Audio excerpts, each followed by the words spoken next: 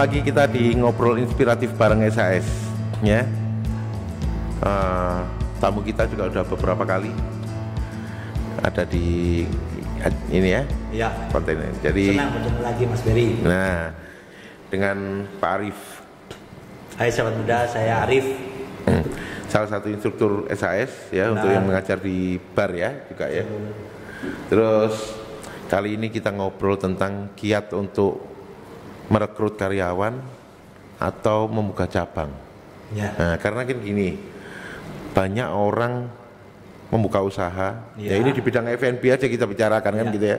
Yang memang di bidangnya kita, mereka sudah buka usaha sampai bertahun-tahun tapi ya gak buka-buka cabang, gak berani merekrut karyawan, semua dikerjakan sendiri dan sebagainya. Alasannya macam-macam kan gitu ya. Ya. Betul. Nah, ada yang takut secret resepi secret resepinya itu diketahuin karyawannya nanti apa dan sebagainya.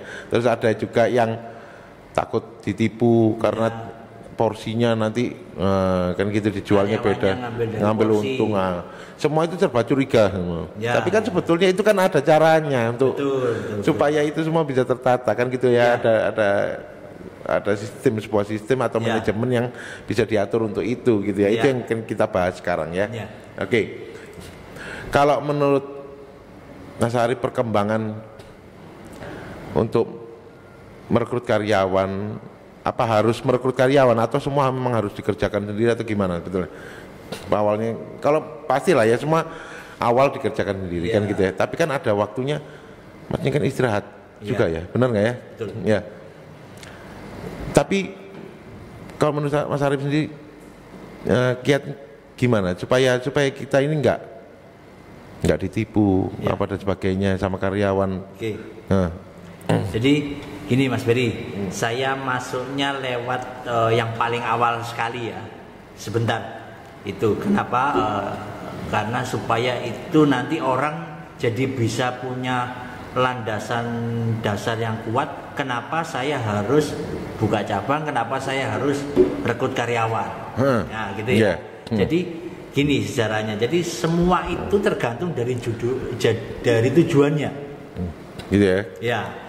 Kita membuka sebuah kegiatan usaha atau dagang usaha ini itu untuk membangun sebuah bisnis, kerajaan bisnis, atau hanya sebatas mengisi waktu luang. Kalau kita ada yang memang sambil kerja kan gitu ya. Iya. Ada Kalau sambil di kerja. Kalau di awal mereka mengisi itu untuk waktu luang, tidak apa-apa dikerjakan sendiri. Tapi kalau mau ingin membangun sebuah bisnis, harus ada sistem yang menjalankan, yang seperti tadi dengan bilang. Harus ada sistem. Nah, salah satu sistemnya adalah rekrutmen karyawan. Kenapa kok rekrutmen karyawan? Karena karyawan itu adalah sebuah sistem. Kenapa kok karyawan dikatakan sistem? Karena karyawan adalah orang yang menggerakkan usaha kita. Kita sebagai pemilik, mereka menggerakkan usaha kita tanpa kita campur tangan di usaha tersebut. Sehingga karyawan itu kita hanya mengontrol aja jadinya kan gitu ya. Sehingga karyawan itu adalah sebagai sebuah sistem dari bisnis yang kita dirikan. Oke, jadi karena kita punya tujuan membangun sebuah bisnis, akhirnya kita butuh merekrut karyawan. Nah, kita masuk ke tahap yang selanjutnya. Bisnis ini tahap selanjutnya apa? Tujuannya. Bisnis ini itu kepinginnya tetap pada satu titik bidang usaha, atau tersebar luas kemana-mana, atau tersebar luas di mana-mana. Nah, itu semua kan tergantung tujuannya si pemilik. Kalau si pemilik ini punya tujuan untuk memperbesar atau membuat tokonya ada di mana-mana, nah akhirnya dia harus belajar sebuah konsep. Konsepnya banyak sekali kalau zaman sekarang Mas Berry. Seperti yang banyak sudah kita ketahui, ada franchise ya. Cuman syarat prasyaratnya harus kita penuhi dulu supaya kita bisa memfranchisekan usaha kita. Atau mungkin yang kita skala kecil tapi padat kegiatan, padat omset juga. Nah itu eranya dropshipper. Ya. Ya, itu kalau muncul pertanyaan, dropshipper kan hanya untuk barang-barang ya kayak non food and beverage gitu. Kalau food and beverage bagaimana? Masih bisa. Nah, tinggal kita tahu cara mengemasannya, cara mendesainnya, cara itu. Iya, kemasannya. Iya. Akhirnya kita, oke, saya kepingin seperti itu. Oh, berarti kalau mau seperti itu, bisnisnya harus di scale up, ditingkatkan. Nah, di scale up ini kita pecah. Sektor dalam sebuah bisnis ada sektor apa? Sektor karyawan, sektor produk, sektor tempat. Ya, salah satunya. Pastinya juga sektor pendanaan ya. Karena semua tidak bisa lepas dari pendanaan. Sektor karyawan ini harus kita harus tahu karyawan kita ini yang cocok untuk kita scale up itu yang bagaimana. Kalau karyawan yang akan kita scale up itu bukan kategori karyawan yang jujur, karyawan yang mandiri, karyawan punya kreativitas, itu tidak bisa di scale up. Nah, itu kan kalau kita sebelumnya udah punya karyawan. Ya. Tapi kalau ini pertama kali untuk mau ini interview, rekrutmen nih, saya mau merekrut karyawan ini. Tapi kan kita bicara bukan di soal rekrutmennya ya, tapi sistemnya gimana supaya kita ini nggak tertipu. Nah, sama karyawan nih, gitu. Contoh yang simpel aja lah, mungkin masyarakat bicaranya, saya itu mau ayam geprek, boleh ayam geprek ya, mama yang lagi booming banyaknya. Ayam geprek saya ini mau saya serahkan ke karyawan, gitu loh, supaya saya bisa ngerjakan yang lainnya kan gitu. Nah itu seperti apa caranya? Karyawannya sudah ada atau belum? Belum ada. Oke. Kalau karyawan belum ada, berarti metode rekrutmen yang harus kita benahi. Kan dari tadi kan saya bilang ada sektor karyawan. Sektor karyawan itu bisa dibelah lagi. Karyawan yang sudah tersedia, karyawan yang belum tersedia. Nah, karyawan tersedia, misalkan kita bermain dengan karyawan yang sudah tersedia nih. Ya kita lihat mana sih karyawan yang kita miliki itu yang bisa kita scale up. Apanya? Dari sisi non teknis dan teknis. Non teknisnya itu apa? Non teknisnya itu adalah kejujurannya dia, kreativitasnya dia, semuanya itu non teknis. Nah, teknisnya apa? Apakah dari non teknis itu tadi ada tindak lanjutnya, ada penerapannya enggak? Nah, kayak begitu kan? Kita bisa melihat. Itu kalau karyawannya sudah ada.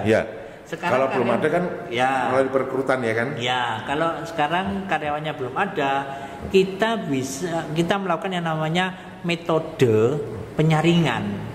Penyaringan itu kita lakukan mulai awal, mulai dari kita menyebar yang namanya info lowongan kerja. Nah, di info lowongan kerja itu kita tetapkan harapan-harapan kita yang kita persyaratan. Yang kita butuhkan itu apa saja? Ini. Kita maksimalkan non teknis. Bahkan kalau bisa ada non teknis yang sudah diterapkan. Bukti non teknis sudah diterapkan apa? Misalkan dia punya rasa tanggung jawab atau teamwork. Kan sekarang ini kan ada game-game atau kegiatan-kegiatan yang bersertifikasi gitu kan. Pasti dia bisa menyertakan itu. Istilahnya gini, kegiatan non teknis yang didokumentasikan. Entah itu dokumentasinya berupa sertifikat atau ijazah atau apalah. Sehingga dia bisa mempresentasikan ke kita sebagai perekrutnya, sehingga kita bisa menimbang apakah ini cocok. Karena apa? Kalau kemampuan teknis asal dia mau kerja bisa kita asah, Mas. Tapi kalau kemampuan non teknis ini sudah jadi agak sulit mengasahnya. Kenapa? Karena ini berkaitan dengan yang namanya kebiasaan. Itulah kenapa saya kalau melakukan perekrutan itu saya menitik beratkan dalam interview itu dari sisi non teknis. Teknis selama dia punya sertifikasi menunjang yang bisa saya telusuri dan ada korelasinya. non teknisnya ini saya tekankan, interviewnya ini saya tekankan. Apakah dia itu menunjukkan memang benar-benar sesuai dengan apa main tim atau jujur gitu? Oke lah, itu kan maksudnya kalau untuk yang usaha. Tapi kalau usaha kecil kayak geprek gitu aja kan kadang mereka diambil dari anak-anak yang masih SMA apa dan sebagainya yang baru lulus SMA kan seperti itu gitu loh ya. Iya. Ya itu kan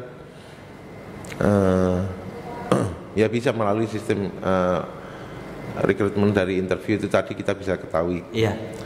Maksudnya anak ini seperti apa dan sebagainya gitu ya, secara psikologisnya. Iya. Terus tapi kalau dari sistemnya sendiri kita supaya ini tertata, supaya nggak sampai bahwa ini kita kebobolan apa dan sebagainya, ternyata keuntungan berkurang apa dan sebagainya, itu gimana?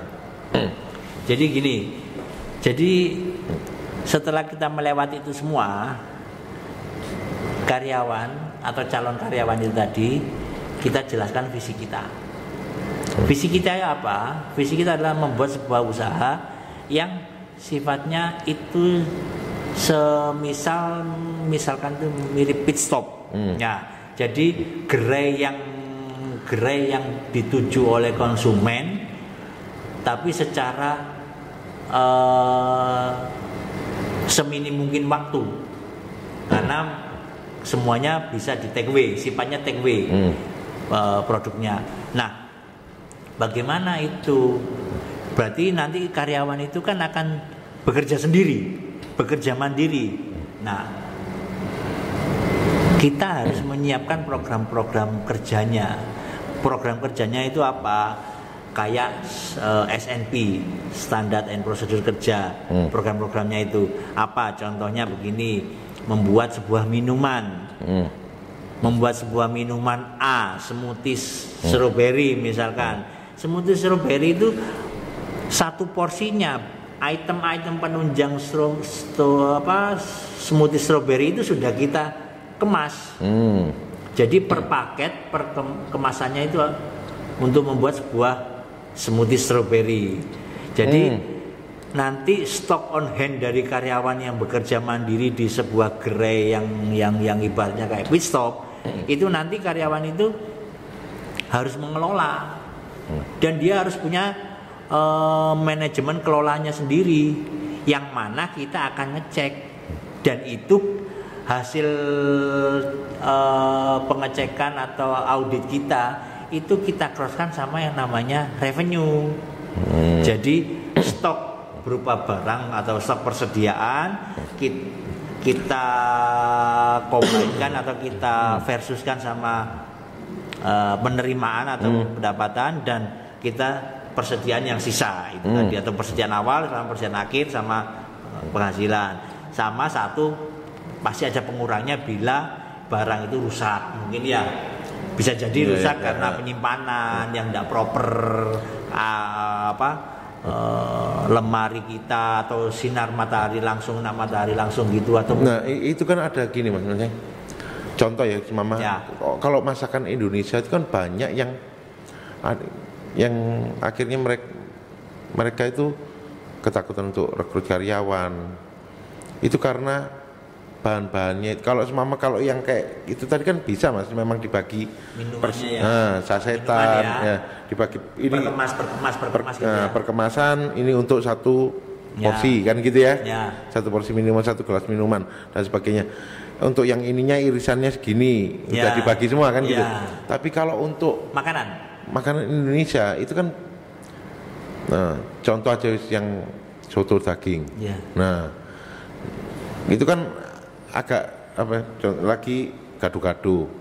Lah ini kita nyerahkan ke karyawan ini gimana supaya tahu lakunya berapa dan sebagainya. Ya ini itu saya juga menjalani itu Mas Ferry.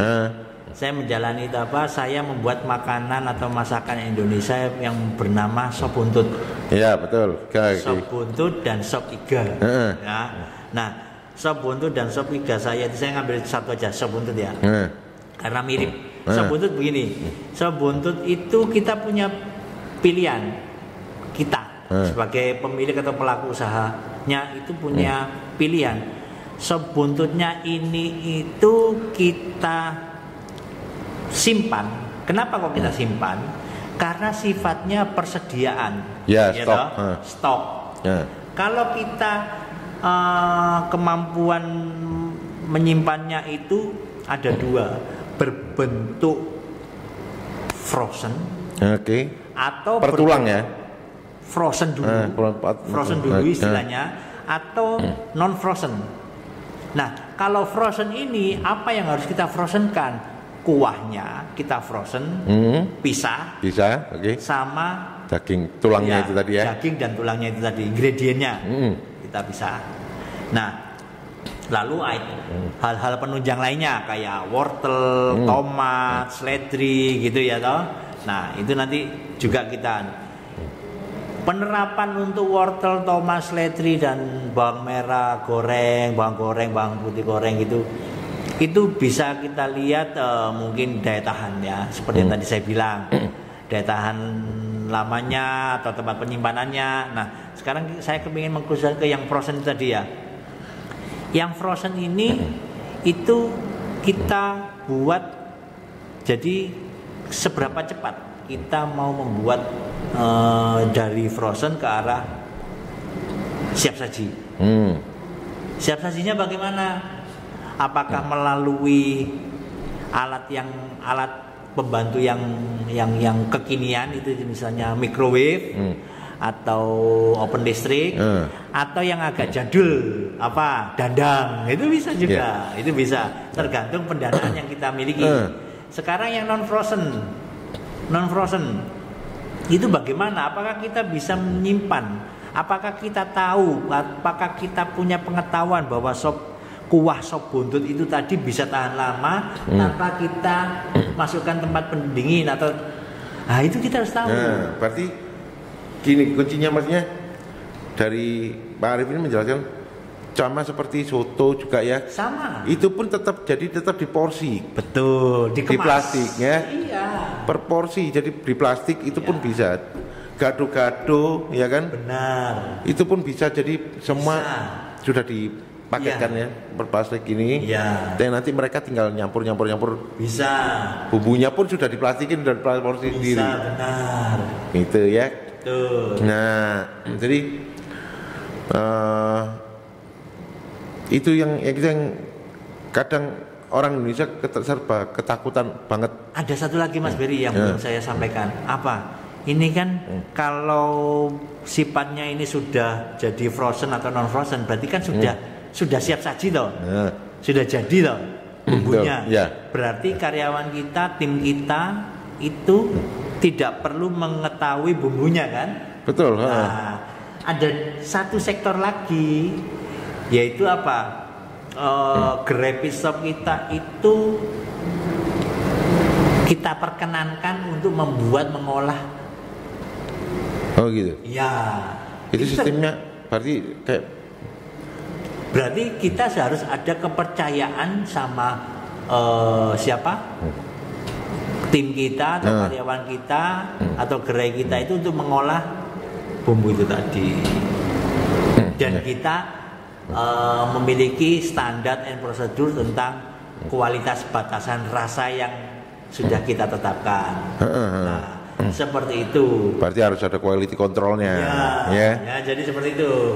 Jadi kalau ada quality controlnya, kita menaruh dalam gerai tersebut seorang leader, gitu.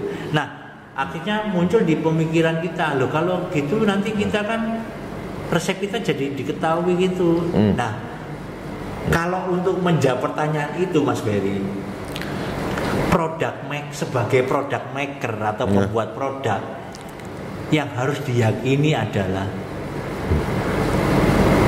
apapun bagaimanapun resepnya, bagaimanapun resepnya, produk jadinya itu tergantung dari orangnya. Iya, betul. Biarpun sama semua banyak orang tahu resepnya, tapi kalau produk makernya berbeda, sentuhannya itu berbeda, hasil akhirnya pun berbeda. Ya, betul. Nah, itu terkadang orang yang banyak lupa kalau mereka mau berbagi tentang yang namanya pengetahuan resep, entah resep makanan, entah resep minuman, sentuhan product maker itu. Iya, itu saya pernah lihat. Jadi di TikTok kalau nggak salah ya. Saya kan kadang lihat TikTok untuk hal-hal yang bermanfaat ya, tapi bukan untuk yang joget-joget itu enggak. Ya. Bukan untuk kita ya. Iya, bukan. Itu saya lihat. Jadi dia membagikan resep masakan. Dia jualan. Iya. Dia jualan bakso. Iya. Tapi dia membagikan resep baksonya dia sendiri. Secara jujur. Apa nggak takut nanti di copy sama orang? Enggak, rezekinya udah masing-masing gitu loh. Itu pemahaman lebih tinggi lagi. Lebih tinggi ya kan. Itu benar-benar resepnya dia praktek untuk jualannya dia bikin di situ, dan jualannya dia itu memang laku gitu loh. Oke. Dan sampai orang itu dia buat resep itu, orang berterima kasih, beneran enak resepnya loh. Itu kan luar biasa. Jadi dia kayak kadang mungkin terima ya alhamdulillah kayak gitu. Jadi dia ada kebanggaan tersendiri. Resepnya dia dipakai sama orang dan nggak apa-apa gitu loh. Rezekinya dia juga nggak berkurang. Ya kan? Itu pemahaman yang tinggi lebih tinggi lagi. Betul. Itu kan masalah spiritual jadinya ya. Karena gini, orang itu kan punya pemahaman dan masing-masing Mas tentang sesuatu hal. Jadi intinya ya kita berjalan dengan sesuai apa yang kita pahami gitu. Jangan kita melangkah yang tidak kita pahami. Nah itulah kenapa makanya sebelum kita melangkah kita belajar untuk mengetahui serangkaian pengetahuan dan wawasannya supaya kita paham. Nah pahamnya kita di mana sampai seberapa, itulah yang bisa kita lakukan. Itu Mas Ferry. Itu juga kita serahkan ke karyawan atau nanti kita franchise-kan ataupun nanti dicabangkan, sama ya sistemnya sebetulnya. Iya. Nah untuk menjawab itu Mas, ini melompat ke yang di awal tadi. Yang apa? Yang saya tadi tujuannya dulu ya kita membuka. Iya. Selain itu yang ini Mas, kita melihat mana sih karyawan kita yang mau kita scale up. Ini kalau udah punya karyawan kan gitu ya. Walaupun kita belum punya ya, akhirnya kan kita terima, kita uji coba atau probation. Akhirnya kita bisa melihat karyawan ini, kategori orang ini itu bisa di scale up enggak? Maksudnya apa? Dia punya minat, interest untuk lebih tumbuh berkembang enggak? Kalau dia ada, kita tawarin. Nanti kita bagi hasil semuanya dari kita sebagai pemilik, apanya? Produknya, supplier kita sebagai supplier, mereka sebagai pelakunya. Bagi hasilnya berapa? Ya itu nanti yang akan kita terapkan. Tergantung dari siapa yang melakukan pengadaan tempat, melakukan pengadaan barang atau aset segala macamnya, itu nanti kan bisa diatur. Nah, ini juga akan mengangkat harkat martabat dari karyawan kita yang awalnya karyawan, dia sudah semi pemilik kan? Karena dia punya itu tadi gitu. Kita skill up. Ada lagi yang gini sih. Saya pernah tahu nih ya, nggak usah nyebut namanya ya. Dia memunculkan suatu produk. Ya. Habis itu dia franchise-kan. Oke. Begitu franchise-nya udah jalan banyak, punya ide ini dia tutup. Dia akhirnya cuma nyuplai aja. Dia sendiri udah nggak ngurusin jualannya. Karena franchise-nya yang beli ke dia udah banyak. Akhirnya itu, dia cuma supply. Tapi kan usahanya udah jalan gitu lah, akhirnya kan dari franchise itu. Nah gitu. Cuman resikonya kan kalau nanti ini udah mulai turun apa dan sebagainya, saya kira ini kan masalah usaha yang logika sehat saya begini Mas Ferry. Itu yang kalau ikut aja ya mungkin ya apa musim-musiman ya. Iya, jadi gini, kalau logika sehat, logika penalaran yang wajar atau yang biasa, yang standar lah. Kalau kita awalnya buka satu, habis itu kita tawarkan ke orang untuk buka sambil kita suplai bahan bakunya. Kalau jalan beromset, kenapa yang kita tutup? Karena gini, kalau kemarin saya tanya, karena saya udah nggak mampu lagi untuk ngerjakan semuanya, saya jualan, lebih baik saya cuma suplai aja gitu.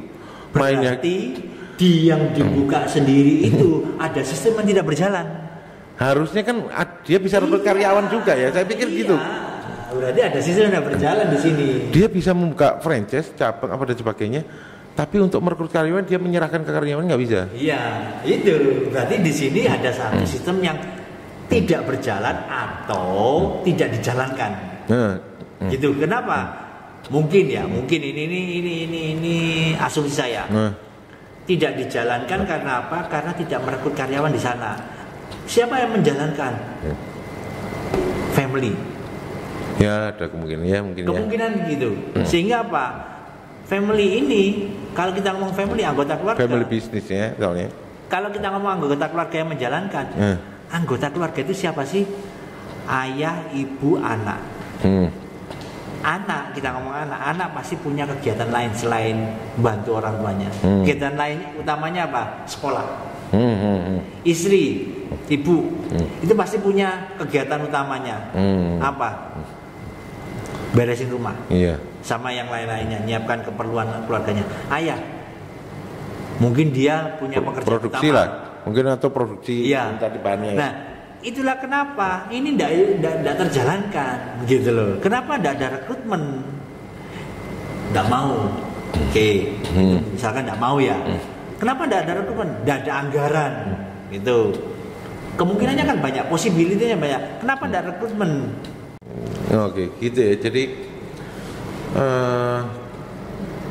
ada berbagai alasan mungkin ya. Iya. Jadi itu asumsi saya. Jadi kenapa dia tidak merekrut karyawan? Iya. Kenapa gitu ya? Banyak probabilitasnya, Mas Berry. Jadi kalau bisa saya simpulkan, memang para UKM, teman-teman UKM makanan itu harus introspeksi dulu. Yang langkah pertamanya introspeksi dulu apa sih tujuan berdagang, berusaha ini itu? Kalau ingin sekedar jualan atau dagang untuk mendapatkan penghasilan, ya udah, nggak usah melihat yang tinggi-tinggi, yang aneh-aneh. Itu aja dijalankan. Kita adalah apa yang kita lakukan, gitu aja. Tapi kalau dia ingin berkembang, dia harus merekrut. Ya kan? Penuhilah serangkaian hal-hal yang menunjang pengembangan itu. Salah satunya di istilah kekiniannya adalah skill up. Skill up itu untuk semua jenis usaha. Kalau kita dalam hal ini adalah food and beverage, jadi semua usaha makanan dan minuman itu bisa kita skill up. Apa yang kita skill up? Karyawan kita, usaha kita atau sistemnya, lalu tempatnya kita skill up.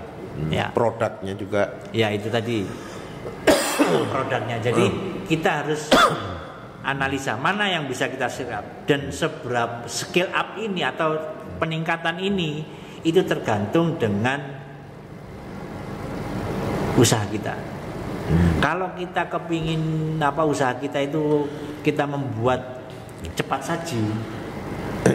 saji dan dibawa secara kemasan, ya berarti kita harus menyiapkan semua prasarananya. Tapi kalau usaha kita ini itu bukan siap saji, bukan barang jadi, tapi yang masih baku yang harus perlu pengolahan. Nah, itu bisa kita harus menyiapkan pula, tapi tidak selengkap apa yang kita lakukan di usaha kita. Kalau kita produknya adalah produk jadi, kalau ini kan produk setengah jadi kita hanya melengkapi di sisi-sisi pengemasannya, packagingnya, maksimalnya di packaging. Kalau ini packagingnya tidak terlalu maksimal, tapi di produk olahan atau di pengolahan produk, teknik pengolahan produk, ada yang membutuhkan microwave, membutuhkan ya freezer juga butuh, kayak begitu. Sama karyawannya juga harus menunjang ya berarti ya.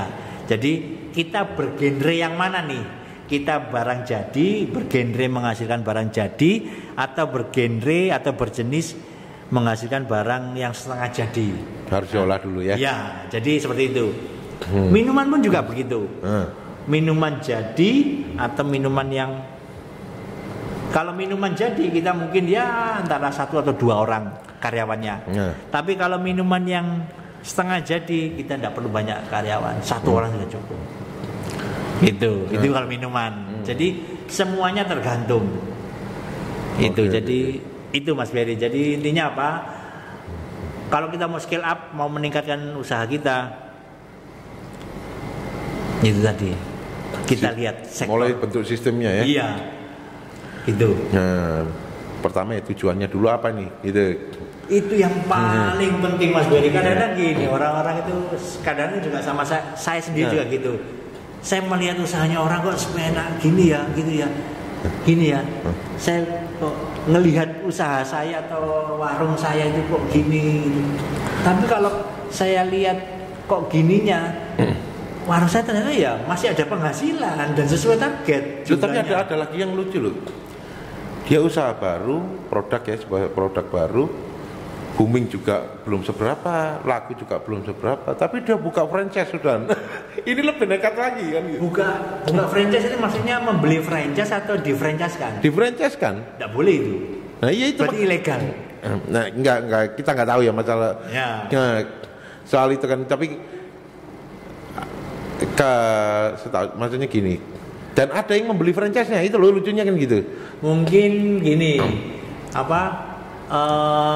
kemitraan. Kalau kemitraan bisa. Mungkin ya udah. Karena kalau kemitraan itu, misalkan saya punya konsep, saya tawarkan ke Mas Beri nih.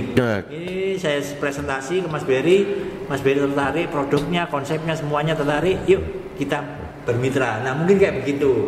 Nah kemitraan yang seperti itu, kalau kita publikasikan sebagai sebuah konsep franchise, itu kan menambah daya jual. Nah, ini enggak. Produknya sudah ada. Oh iya. Nah, itu loh. Ini enggak, jadi produknya sudah ada. Tapi ya gitu, nama produknya juga belum banyak orang tahu. Tapi dia udah berani jual franchise dan ada yang beli gitu loh. Nah, orang kalau mau beli franchise kan mikir-mikir ya maksudnya, ya kan? Paling enggak dia udah ada nama gitu loh, maksudnya ini bisa kira-kira brandnya terus omset per bulannya di setiap cabang bagaimana. Iya kan gitu ya. Ini enggak, dan itu lucu tetap ada yang beli aninya gitu loh konsumen untuk franchise-nya itu. Makanya saya kalau pada waktu mengajar mata kuliah atau mata pelajaran kewirausahaan, saya sering ngomong sama siswa saya begini.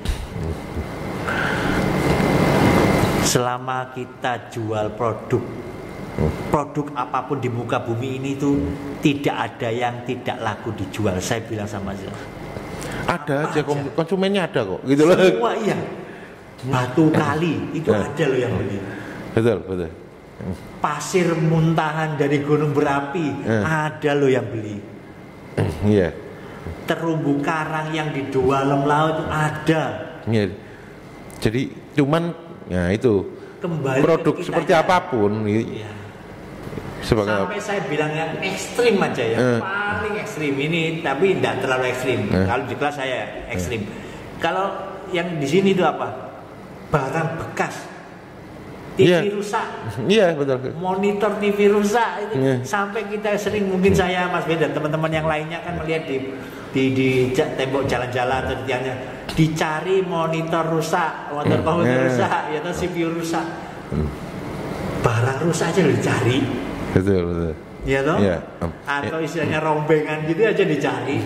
Apalagi barang yang berfungsi dan bermanfaat.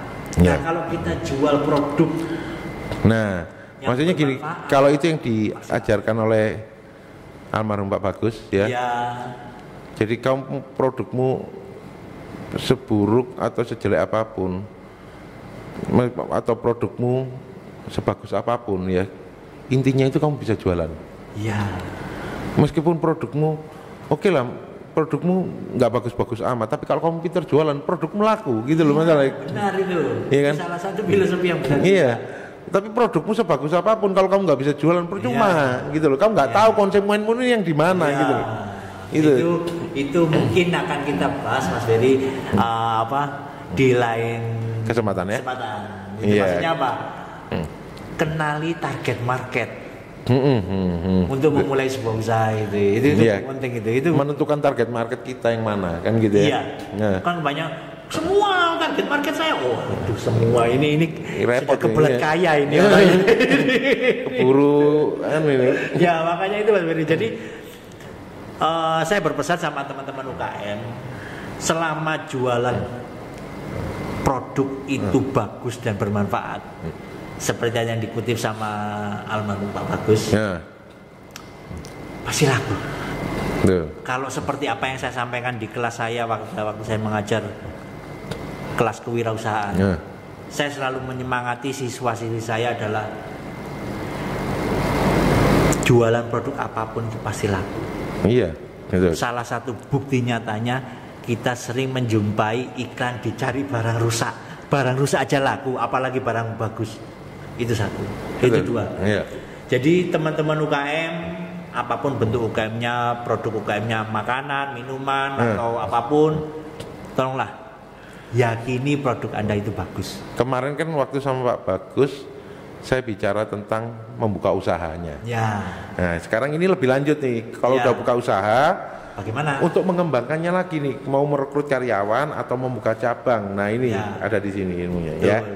Jadi kita mau buka cabang, kita harus bagaimana? Kalau kita merekrut karyawan, itu kita harus juga bagaimana? Iya. Ya. Oke, sampai di sini dulu obrolan kita. Sahabat UKM. Ketemu lagi di obrolan berikutnya di ngobrol inspiratif bareng SAS. Oke, sampai jumpa.